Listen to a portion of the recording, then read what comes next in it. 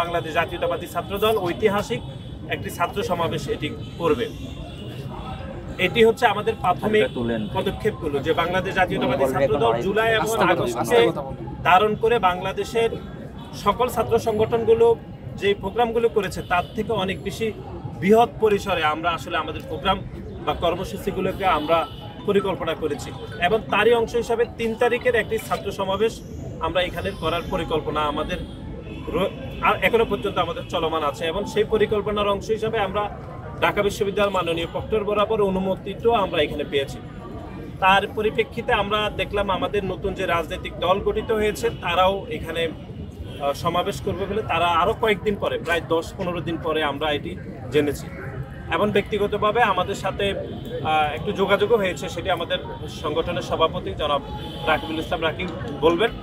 আমরা মনে করি যে জুলাই এবং আগস্টের যে স্পিরিটকে ধারণ করে বাংলাদেশ জাতীয়তাবাদী ছাত্রদল সারা বাংলাদেশে যে প্রোগ্রামগুলি করছে তারই ধারাবাহিকতায় আগামী 3 আগস্ট এই কেন্দ্রীয় শহীদ মিনারে আমরা একটা ঐতিহাসিক ছাত্র সমাবেশ করব। সেজন্য আপনাদের সকলের সহযোগিতা আমরা কামনা করছি। এখন আপনাদের সম্মুখে বক্তব্য রাখবেন বাংলাদেশ জাতীয়তাবাদী ছাত্রদল কেন্দ্রীয় সংসদের বিপ্লবী সভাপতি জনাব রাকিবুল ইসলাম রাকিব। এই মোবাইলটা সরান আরো। ধন্যবাদ। ছাত্রদল কেন্দ্রীয় সংসদের বিপ্লবী সাধারণ সম্পাদক জনাব নাসিরউদ্দিন নাসির সহ উপস্থিত ঢাকা বিশ্ববিদ্যালয় ছাত্রদলের বিপ্লবী সভাপতি গণেশ চন্দ্র রায় সাহস, সংগ্রামী সাধারণ সম্পাদক নাহিদুজ্জামান শিকন, ছাত্রদল কেন্দ্রীয় সংসদের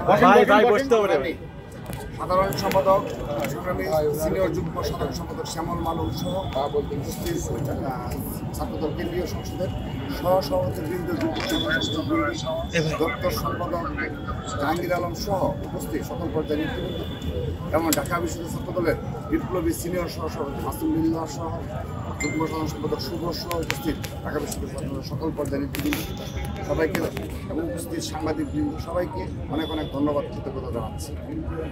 ইতিমধ্যে আমাদের সাধারণ সম্পাদক ছাত্রদল কেন্দ্রীয় সংসদের সংগ্রামী সাধারণ সম্পাদক সব কিছু ব্যাখ্যা করেছেন যে 3